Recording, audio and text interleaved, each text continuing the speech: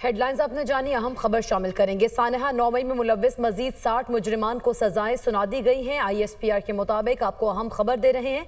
Supreme court के फैसले की रोशनी में सानहा 9 मई में मुलव्विस मजीद 60 मुजरिमान को फील्ड जनरल कोर्ट मार्शल ने सजाएं सुना दी हैं। फील्ड जनरल कोर्ट मार्शल ने तमाम शवाहिद की जाँच पड़ताल, मुजरिमान को कानूनी हक की यकीनी फराहमी और कानूनी तकाज़ों के मुताबिक कार्रवाई करते हुए सजाएं सुनाई हैं। सजा पाने वाले अफराद के हवाले से आपको बताएं कि सानहा 9 मई में मुलव्विस मजीद 60 मुजरिमान को सजाएं सुना दी गई हैं। जिना हाउस हमले में मुलव्वस हसन खान न्याजी वल्द हफीजुल्लाह न्याजी को 10 साल कैद बामुशक्कत की सजा सुनाई गई है। जिना हाउस हमले में ही मुलव्वस मियाँ इबाद फारूक वल्द अमानत अली को 2 साल कैद बामुशक्कत, रईस अहमद वल्द शफीउल्लाह को 6 साल कैद बामुशक्कत, जबकि इर्जम जुनेद वल्द जुनेद रजा को 6 साल कैद बामुशक्कत की सजा सुनाई गई है। इसी तरह अली रजा वल्द गुलाम मुस्तफ़ा को 6 साल कैद बामुशक्कत और राजा दानिश वल्द राजा अब्दुल वहीद को 4 साल कैद बामुशक्कत, सैयद हसन शाह वल्द आसिफ हुसैन शाह को 9 साल कैद बामुशक्कत की सजा सुनाई गई है। AIMH रावलपिंडी पर हमले में मुलव्वस अली हुसैन वल्द खलीलुर रहमान को 7 साल कैद बामुशक्कत की सजा सुनाई गई है। पंजाब रेजिमेंट सेंटर मर्दान हमले में मुलव्वस जाहिद खान वल्द मोहम्मद नबी को 2 साल कैद बामुशक्कत की सजा सुनाई गई है।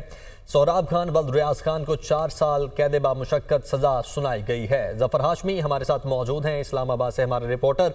जफर, पहले मरहले में 25 मुजरिमान थे जिनको सजा सुनाई गई, जो 60 रहते थे उनका फैसला भी आ चुका। जी, ISPR के मुताबिक 9 मई में मुलव्विस मजीद मुजरिमान जो है उनको सजाएं सुना दी गई हैं। सुप्रीम कोर्ट के फैसले की रोशनी में 9 मई में मुलव्विस मजीद 60 मुजरिमान जो है उनको फील्ड जनरल कोर्ट मार्शल की सजाएं सुनाई गई हैं। फील्ड जनरल कोर्ट मार्शल ने तमाम शवाहिद की जांच पड़ताल और मुजरिमों को कानूनी हक की यकीनी फराहमी और कानूनी तकाज़ों के मुताबिक जो है वो कार्रवाई करते हुए ये सजाएं सुनाई हैं। सजा पाने वाले 60 मुजरिमान की तफसीलात कुछ यूँ है कि जिना हाउस हमले में मुलव्विस हसन खान न्याजी वल्द हफीजुल्लाह न्याजी को 10 साल कैद बामुशक्कत, जिना हाउस में मुलव्विस मियाँ इबाद फारूक वल्द अमानत अली को 2 साल। ठीक है जफर हाशमी, आप हमारे साथ ही मौजूद रहेगा। अदील बड़ाइच ने भी हमें ज्वाइन किया, उन्हें भी शामिल गुफ्तगू करते हैं। अदील, जिस तरह से 60 मुजरिमान को सजाएं सुना दी गई, इनकी तफसीलात क्या सामने आई हैं? लोगों को सड़कों पे बुला के लोगों को इस तरह बच्चों के मुस्तकबिल तबाह बर्बाद कर दिए। ये 60 बच्चे जो हैं, ये 100 लोग जो हैं, ये 100 घर हैं, इनकी फैमिलीज आगे होनी थी। इन लोगों के साथ आपने क्या किया है? सो ये जो ब्रेन वॉशिंग की है पॉलिटिकल, मेरा ख्याल है तौर पर ये ब्रेन वॉशिंग तो की गई है चिमा साहब, लेकिन अगर हम देखें तो सजाएं सिर्फ अभी कारकुनान को दी जा रही हैं और इनमें वो लोग भी शामिल हो सकते हैं आपके ख्याल में जो कि मोबिलाइज कर रहे हैं? यही क्वेश्चन मैं रखूंगी।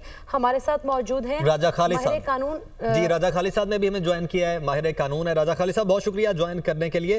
राजा खालिद साहब, हमारी थोड़े दिन पहले आपसे जब बात हो रही थी तब 25 मुजरिमान का फैसला आया था, आज जो बाकी 60 रहते थे उनका फैसला भी आ चुका, कैसे एनालाइज करते हैं? जी देखिए, ये उसी तसलसल का हिस्सा है। ये वही तसलसल है कि जहाँ पे यानी कहा यह गया था कि 85 लोगों का ट्रायल कंक्लूड हो चुका, तो इससे पहले 25 लोगों का आया, तो आज मेरे ख्याल में 60 लोगों का फैसला आ गया है। उनका ट्रायल कंक्लूड होके उन्हें सजाएं दी जा चुकी हैं।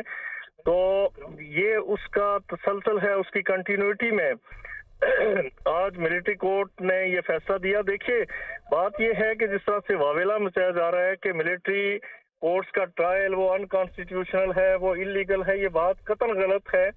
इससे पहले आप देखें, पाकिस्तान की हिस्ट्री में हर दौर के अंदर मिलिट्री कोर्ट्स ट्रायल करते रहे सिविलियंस का, और बाज़ाब्ता प्रोविजन मौजूद है।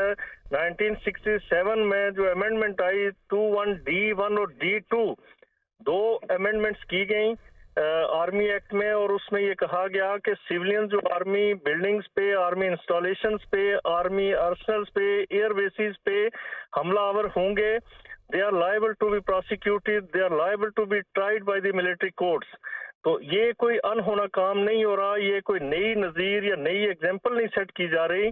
और उसके बाद यानी 1967 के बाद 1975 में सुप्रीम कोर्ट ने एक बड़ी exhaustive, well authored, well reason judgment दी थी ब्रिगेडियर FP अली केस में। सुप्रीम कोर्ट ने ये करार दिया था कि ये जराइम अगर कोई सिविलियन भी कमिट करेगा तो उसका ट्रायल मिलिट्री कोर्ट में हो सकता है, होगा।